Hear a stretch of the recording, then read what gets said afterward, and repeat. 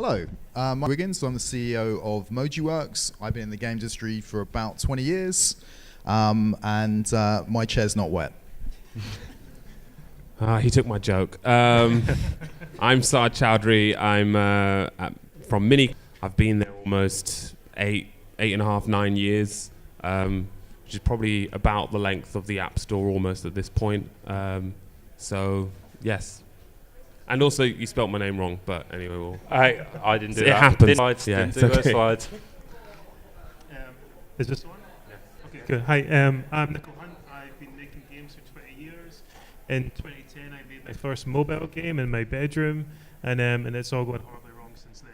And I'm making more mobile games. Hello, my name's Adrienne Law, and I'm a producer at ustwo Games. So I've been in the industry for coming up 4 years now.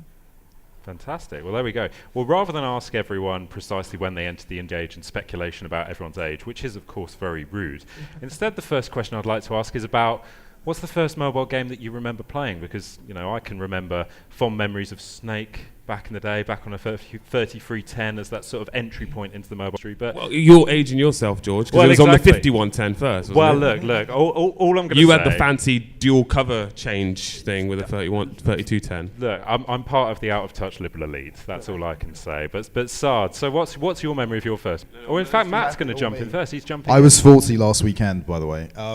So do you mean like any mobile phone? Yeah. Or probably, yeah, Snake. It would be Snake, and the Matrix WAP phone. Yep. That was great. And what stood out about that experience when you were Mainly, playing it at the time? well, the way the cover shot open, that was exciting. But the simplicity of it. Yeah. Yeah. And so in terms of those simple experiences, is that your memories as well, Saad, of your first mobile gaming Yeah, experience? I think everyone probably will say Snake, everyone here, but it was Snake. But if we're talking about mobile games, actually the first one that I really got from on the App Store perspective, Paper Toss. That got me. Yeah, that was and good. there was other stuff that Paper Toss was the one that just freaking batflip. Why did it capture you so much? I don't know what it was. It was maybe probably the first game where, because I remember playing Trixels, which I think was the first one that famously made $250,000 and everyone was like, oh, this is a thing. But Paper Toss was probably the first thing that actually used the swipe motion and actually felt pretty decent, probably to me at the time. I was just going to say Rolando was the first one that really impressed me. I don't know if Simon from Hand Circus is around today. He's usually around, isn't he? But yeah, Rolando was very good. So that I remember when the video, basically NG Moko put out a trailer for that late in 2008. And it's the first thing I'd seen where, you know, it had really interesting use of the device, but it just looked quality. It's really impressive. Can we talk about NG Moko? That's history. NG Moko. I can talk about NG Moko. So we can come back round to that, but I'm going to allow Nicoll and Adrienne just to give us a quick answer as well. There we go, Nicoll. What's your? So obviously Snake, but so my very first Sony Ericsson phone had a 3D tennis game written in Java, and I remember that blowing my mind that you could get a 3D game on my phone and I could play it.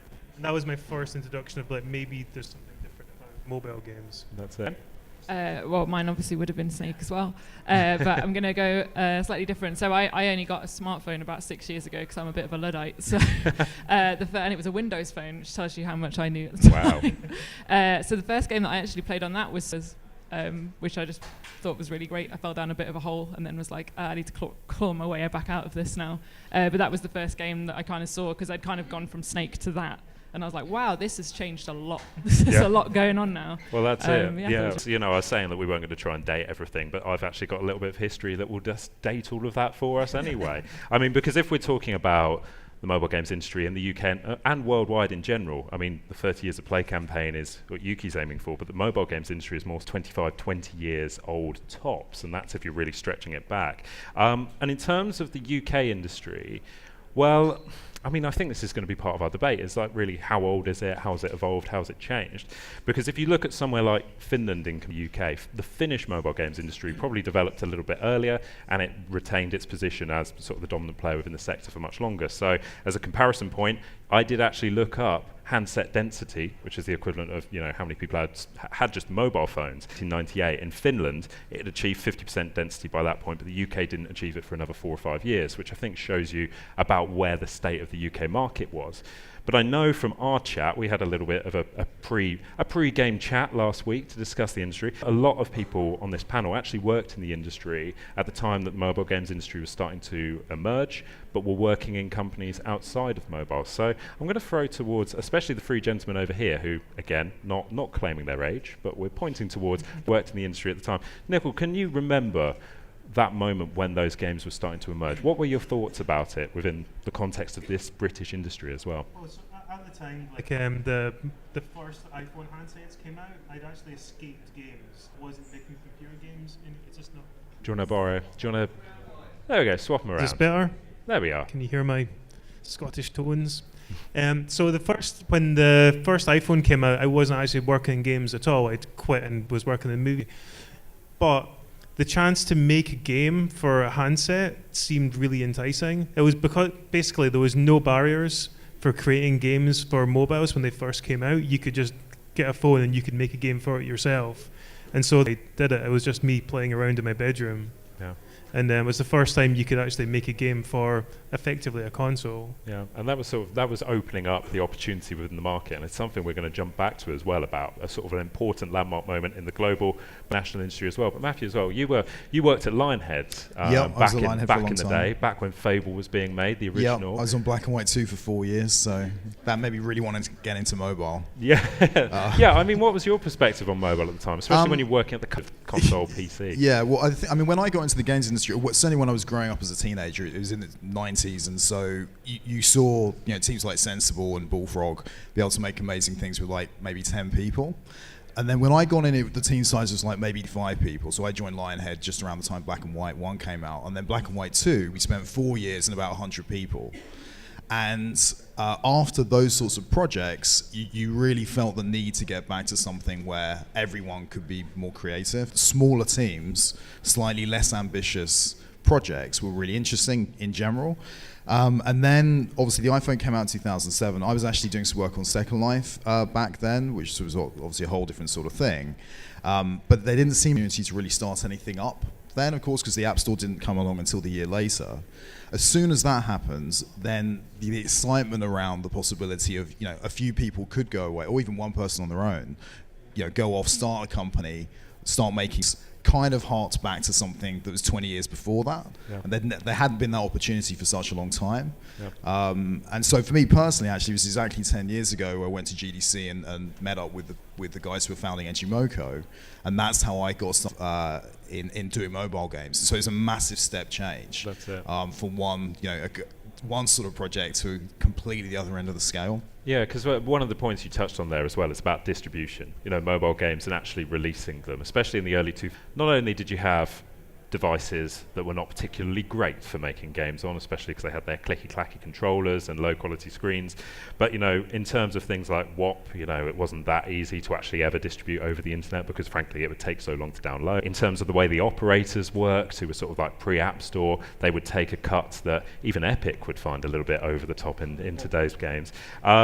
So we start pivoting towards that key moment, because one of the things that you saw, am I right in thinking that you were one of the first people as well to actually see what was the iPhone or what was going to be? I don't know if I can disclose this stuff now, but yeah, I mean, I was at Sega before I joined Miniclip, and I think Apple kind of came across my desk, and it was like, there's this device, and it didn't seem like anybody was that interested in it at the time, especially within the console world, because as Matthew says, it's basically, you had teams of hundreds making these games, and then you were kind of going back to very simple computation. You couldn't really do a lot. Obviously, you could do way more than the kind of J2ME stuff, but when that was kind of presented, everyone was like, well, what can you do? There's an accelerometer. We'll try and figure that out. There's a touch screen, which now seems almost ridiculous because we're all talking about touch screens as the kind of de facto UX, but or input mechanism, but at the time it was all controller and buttons, and nobody really knew what to do with an accelerometer and a touchscreen. Now, what's great is we've moved totally away from accelerometers. Right, learned that very fast. I mean, honestly, when we were playing racing games, we were like, oh, this will be fun to move the phone screen, and the Wii was obviously quite popular at the time. Yeah. I don't know who's making a game that utilizes the accelerometer in the room. It'd be great to put his hands raised.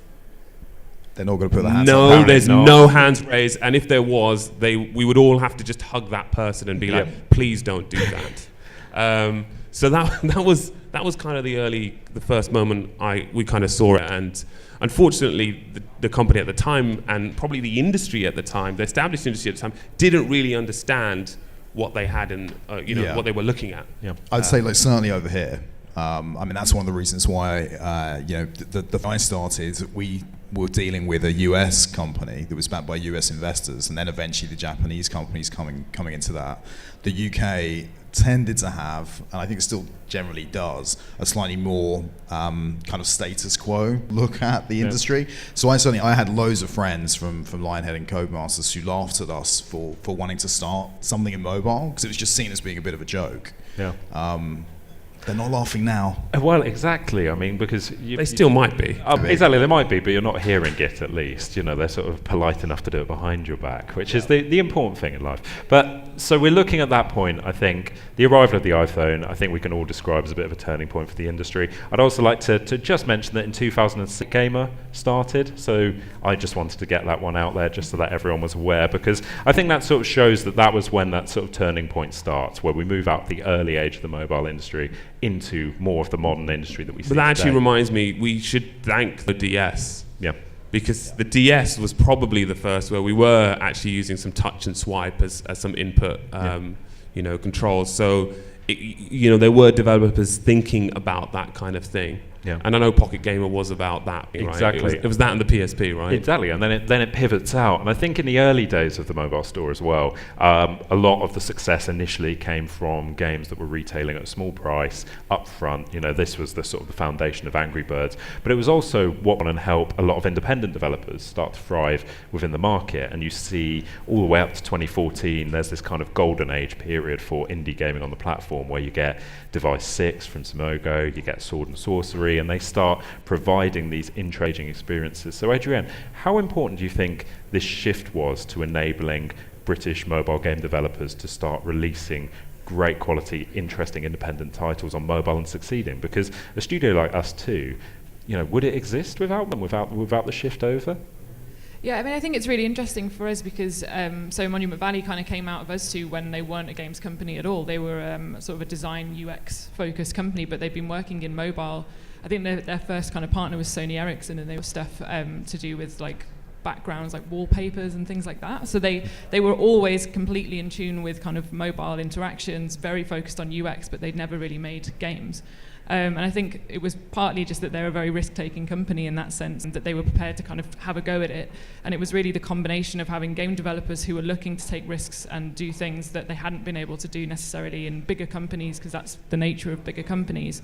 And just combining that with this like very like pixel perfect, kind of perfect for the platform, all these kind of principles that had defined their design principles, coming along with actually some really good kind of games knowledge, really. And I think that's probably true for a lot of like people. Actually, there's just lots of people who've had a lot of experience in games. They know what they're doing. They can work really well and make these incredible ideas. But there's something about mobile where you can just keep the scale so much smaller, and it still feels like it's perfect for the platform. I think sometimes if you're on a lot of times, even players will look at an Assassin's Creed, and then they'll look at something that's 2 hours long, and they'll feel like there's the length of time of an experience is a reflection of the quality. And I think because of the nature of mobile, the way that people play for like 5 minutes at a time, you can actually make these smaller kind of polished experiences, and people will still kind of appreciate the value of them. Yeah, that's fascinating. And Nicoll as well, because another side of the independent story and mobile and the time it emerged is there were actually other trends going on within the market, democratise development further. So when you were going out with I Fight Bears, which was your independent company, Fist of Awesome, one of the games that's probably you're most known for, you're actually able to make that as a result of crowdfunding, aren't you? So how do you think, as well, independent development was being supported by the wider trends that were going on in the market? It was very much a perfect storm for independent developers at that time. It was coming off the back of games like World of Goo and Super Meat Boy. So suddenly this concept of a very, very small team making scope games with very characterful concepts was suddenly in the kind of vogue, and it was great to be a part of that. It made getting attention a lot easier because journalists were looking at stories, looking for these breakouts, whereas before everything was it was a bit more solidified around larger companies and larger divisions. And yeah, there was a perfect song where like suddenly small teams and small developers could strike out on their own and get a lot of attention. That's it. And then at the other side of the market as well, we start to see that emergence of free-to-play. And what's really interesting is, let's see what our two gentlemen over there think. So in terms of Ukie's figures, looking at the market within the UK and specifically the number of companies, out of all of the UK companies, there's 1,438 of them are making mobile games in the UK, which means it now roughly 61% of the industry of the UK. You've obviously got some massive companies like Space8, Miniclip, King, Sega, Gram Games, MojiWorks. We've got these big companies who are setting up here. So how did free-to-play change the UK mobile industry? Big question, I know. Honestly, there's a curveball. I think it didn't for a long time. Okay. Actually, I think we lagged behind for a while. Yeah. Probably 2011, 12 is when we started getting a bit more serious about it. Yeah. There's people in the room that I can see who are starting to do some simulation games and try and figure it out. I think if it wasn't for people like Playfish, probably. Yeah. I think if it was because of that talent that was in the UK, we probably would have still been behind on the side of things. Yeah. Because no one was really doing that. No, I would say we probably still are. Like so we're based down in Guildford, and one of the great things about being in Guildford is you've got amazing programmer and artist depth there, right? But products in that kind of West Coast free-to-play monetization style of thinking, those are the hardest people to hire in this country. And so I think we've still got some way to go before we're kind of up with Scandinavia or elsewhere. Because that, I think because we've had that strength in console and PC development, there's kind of been that mentality that's more focused on kind of the larger sort of premium projects. Yeah. And I think we're getting there, but we still lag a bit behind. Yeah, and also that stat is very interesting. I'd want to know how many of those are indie developers making premium mobile games as opposed to free-to-play mobile games, because I reckon a lot of 2 or 3 man teams making a good living doing premium games, that's still very, very good business model if it works for you. Yeah, well, there's only one way to find out, and that's to check the Ukie games map. So please make sure that you go in opportunity to do so. But I think as well, just to sort of go a little bit more into the foundations of that particular issue as well. I think what's been interesting is that a number of the companies who've set up free-to-play offices within the UK or free-to-play companies setting up have been publishers who've chosen to come and base their businesses here. So, out of those names that I mentioned, people like Gram, for example, came over and set themselves up here. Now, in the console industry and PC, you've obviously got companies like Nintendo, Konami, and 2K offices in the UK, but they're specifically for marketing and business functions. Do you think it's the case that these companies came over here for a specific reason to access UK talent, or are they trying to build their own studios here as well? No, I mean, let's not, especially after that Brexit panel, right? let's not play the UK down. I'm not going to show my politics here, but it might actually start seeming like I'm one way, but I'm not. The UK, I think, has always, I mean, for a while it was the biggest, especially back in that time, in the box product days, PS2 era. It was the 3rd biggest games market in the world, right? If you take Asia kind of out as one block, as Japan and Korea, China was really nothing at that time. Then you had the US. We were the 3rd biggest market. It then made sense, if you had US operations, to base yourself here for English-speaking purposes here in Europe. So that's why Sega probably set up their headquarters here, and the other companies that you mentioned. I think the other thing about London and the UK in particular, I mentioned London, is because from a marketing perspective, you had a lot of the agencies here, you could do your media buying here.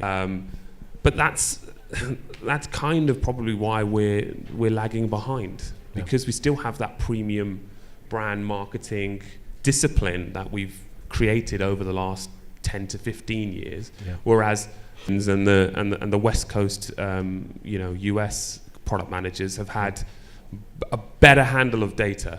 I think that's the key thing, right? They've had a better handle of data, and they had a better understanding of digital marketing before we did, and we're still catching up, I think. But So we'll get there. Well, exactly. We'll get there, and the only way we can catch up is by being bold and bright and innovative and all of those kinds of things. So that's it. And I mean, in terms of that point as well, about the UK is still the 5th biggest gaming market as well at the moment. So, considering they've started to break out the markets and say putting China as separate, that's pretty impressive.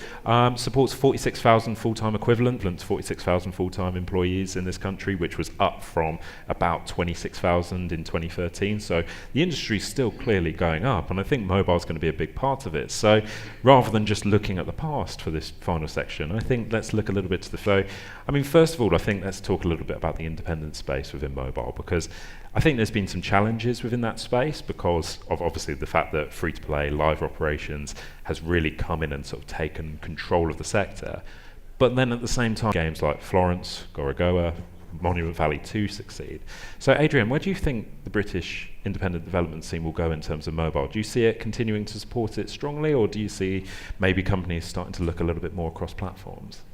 I mean, I think for anyone who's working in anyone who's working in mobile to kind of keep an eye on the sort of trends in the industry generally. Certainly for us, the reason that we tend to stick with premium and that we probably will stick with that in future is just because experiences like Monument Valley, Florence, if you imagine trying to monetize that based on in-app purchases or time spent or putting ads into it, it kind of compromises the experience. So I think premium makes sense as a model, and for anyone who's carrying on making those kind of experiences, for now anyway, that seems to be the main way to go.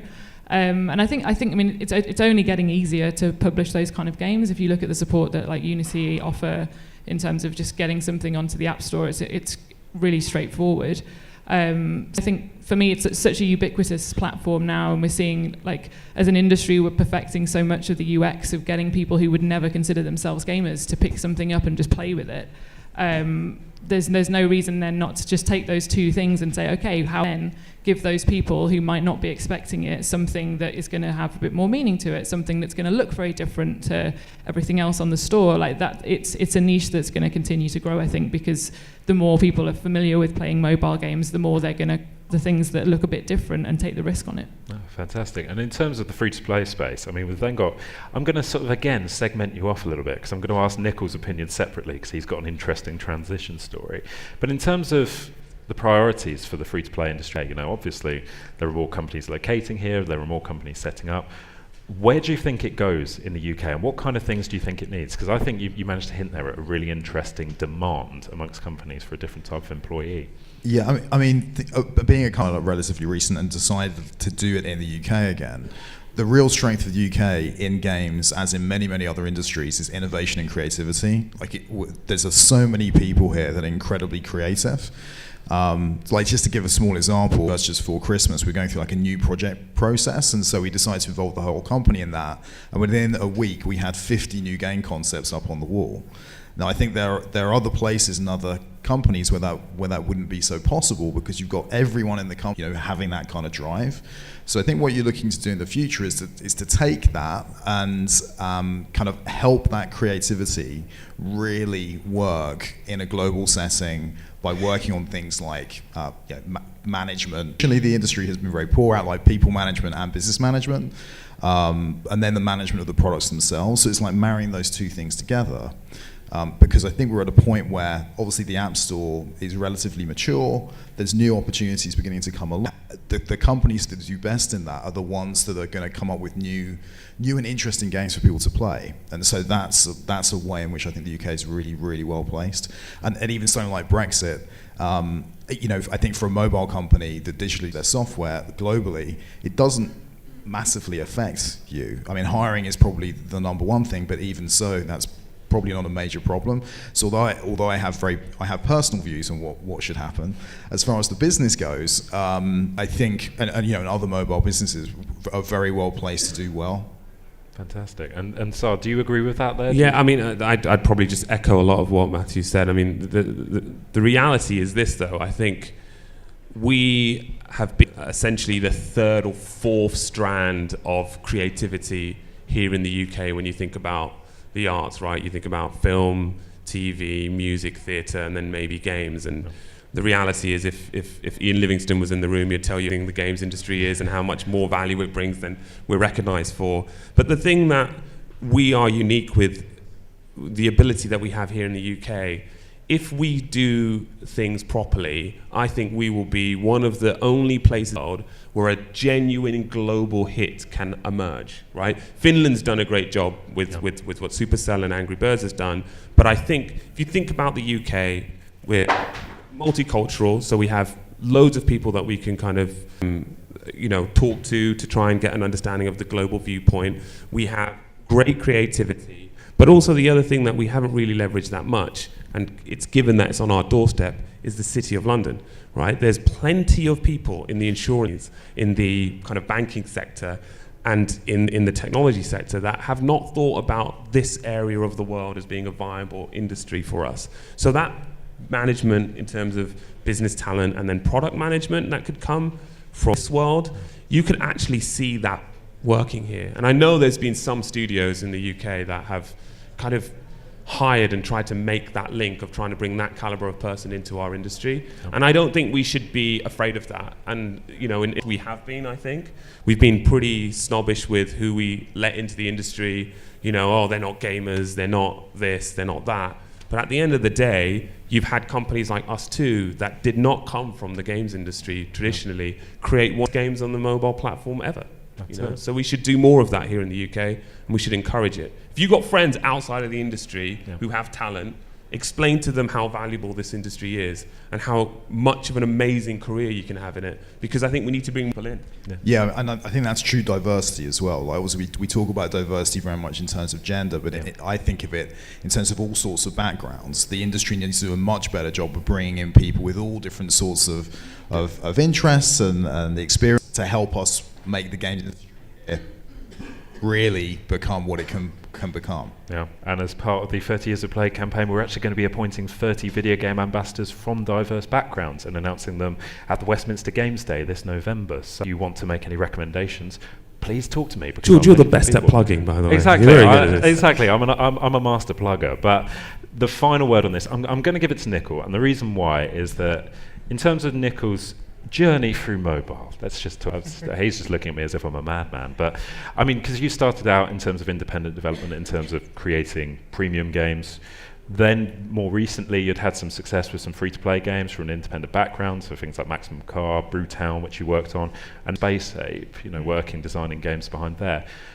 Where do you think the industry's going, having been someone who's managed to sort of, in a sense, almost ride through a lot of the trends of the development of the industry in this country over the past 10 years? I guess that my hope for the industry is it keeps growing. The trajectory is just now where we have the independent sector which can support games like Mountain Valley is an obvious one, but also much smaller scale things like the games that Colin Lane makes, like just kind of wacky stuff, but it's still successful and lets these people flourish.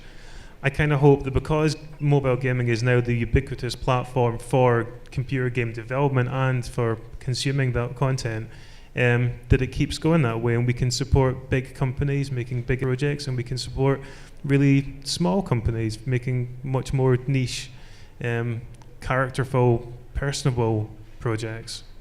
Fantastic. And there we go. I think on that note, I think we're going to end it, because I appreciate that we've managed to get back on schedule. So there we go. So if you could give them all a round of applause. Thank you very much for our panelists. Fantastic.